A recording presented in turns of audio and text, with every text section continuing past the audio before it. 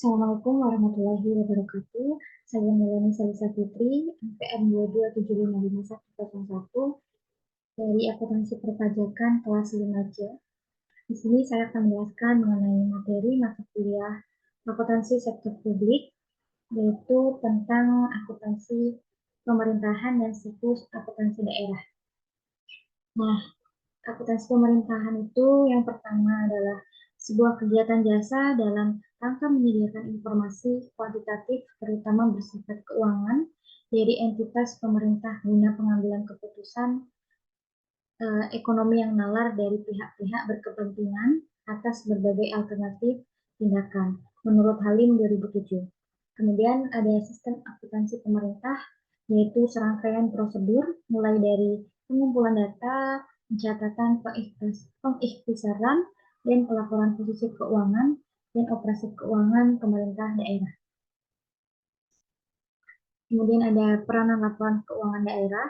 Ada dua. Yang pertama, menyediakan informasi yang relevan mengenai posisi keuangan dan seluruh transaksi yang dilakukan oleh pemerintah daerah selama satu periode pelaporan.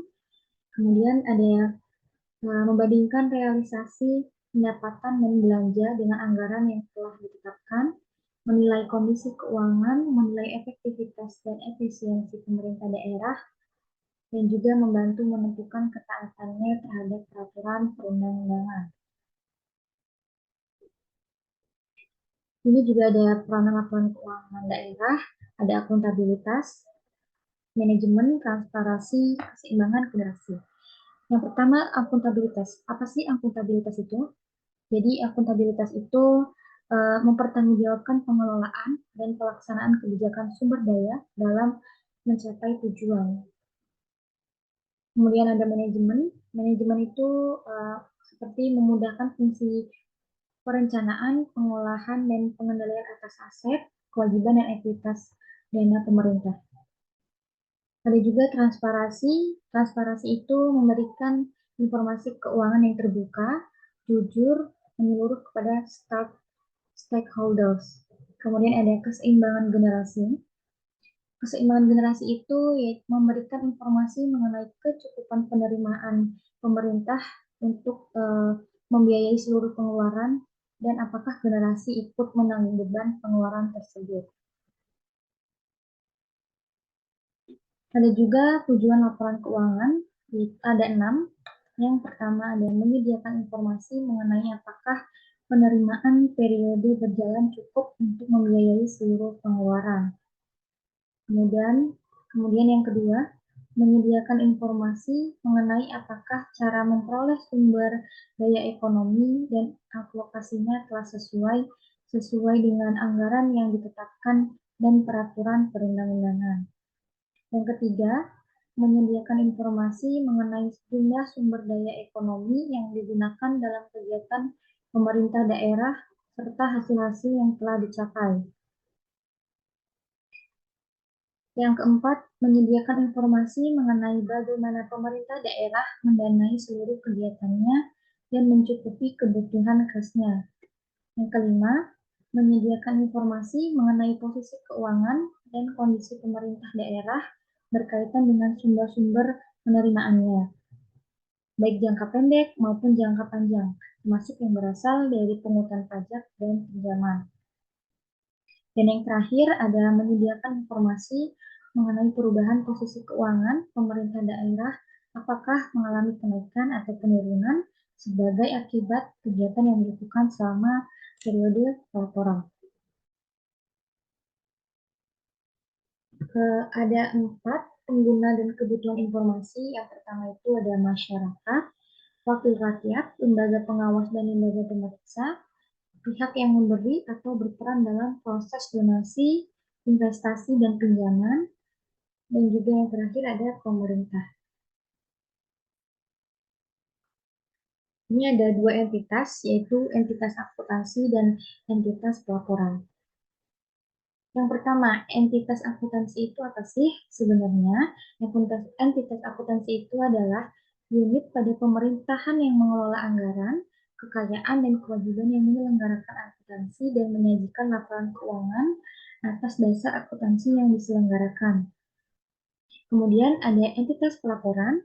Entitas pelaporan itu merupakan unit pemerintahan yang terdiri dari satu atau lebih entitas akuntansi yang menurut ketentuan peraturan perundang-undangan wajib menyajikan laporan pertanggungjawaban berupa laporan keuangan yang bertujuan, yaitu pemerintah pusat, pemerintah daerah, masing-masing kementerian negara atau lembaga di lingkungan pemerintah pusat, dan satuan organisasi di lingkungan pemerintah pusat atau daerah organisasi lainnya jika menurut peraturan perundang-undangan satu organisasi dimaksud diwajib menyajikan laporan keuangan tersebut. Nah, ini ada prinsip akuntansi dan pelaporan keuangan. Yang pertama ada basis akuntansi, prinsip nilai historis, prinsip realisasi, prinsip substansi mengungguli bentuk formal atau substance over form. Selanjutnya ada prinsip periodisitas, prinsip konsistensi, prinsip pengungkapan lengkap, dan yang terakhir prinsip penyajian wajar. Jenis dan bentuk laporan keuangan, ini ada banyak ya. Yang pertama ada laporan realisasi anggaran, laporan perubahan saldo anggaran lebih, laporan operasional, laporan perubahan ekuitas, neraca, laporan arus kas, dan catatan atas laporan keuangan. Untuk sistem akuntansi pemerintah itu rada beda dari standar akuntansi pada umumnya uh, karena ditambah ada laporan realisasi anggaran, kemudian laporan perubahan saldo anggaran lebih, kemudian ada laporan operasional. Terus lebihnya kayak seperti laporan perubahan ekuitas, neraca, arus kas, dan CLK itu sama ya, sama dengan standar akuntansi pada umumnya. Ini ada keterkaitan antar laporan keuangan. Nah, ini ada alur penyusunan laporan keuangan. Yang pertama ada penjurnalan anggaran. Penjurnal anggaran itu didapat dari bukti transaksi, kemudian bukti pembukuan. Nah, kemudian setelah di jurnal, langsung dianalisis dan penjurnalan transaksi dalam buku jurnal. Kemudian yang ketiga, penyesuaian akhir tahun. Setelah disesuaikan, dia langsung diposting ke buku besar, kemudian peringkasan ke neraca saldo setelah penyesuaian. Dan yang keenam, penyusunan laporan keuangan, kemudian langsung di jurnal penutup, dan langsung ke penyusunan neraca saldo setelah penutupan, dan kembali lagi ke bukti transaksi yang valid, sah, dan lengkap.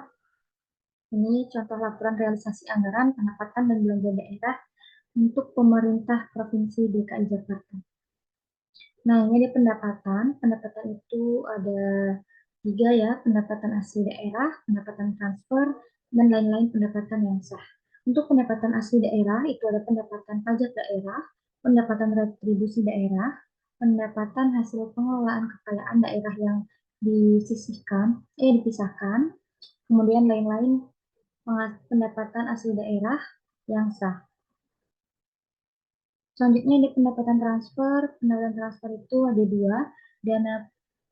dana perimbangan dan dana insentif daerah.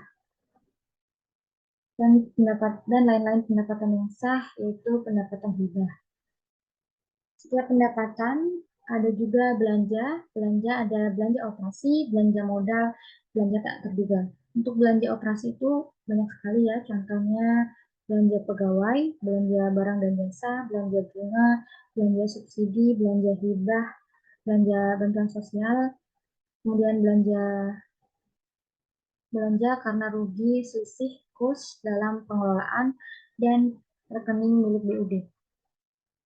Dan untuk belanja modal ini juga lumayan banyak, yaitu belanja tanah, belanja peralatan dan mesin, belanja gedung dan bangunan, belanja jalan, irigasi dan jaringan, dan belanja aset tetap lainnya. Kalau untuk belanja tak terduga ini cuma 1 ya. Nah, setelah pendapatan, belanja, kemudian ada transfer, yaitu transfer bantuan keuangan, ada bantuan keuangan ke pemerintah daerah lainnya.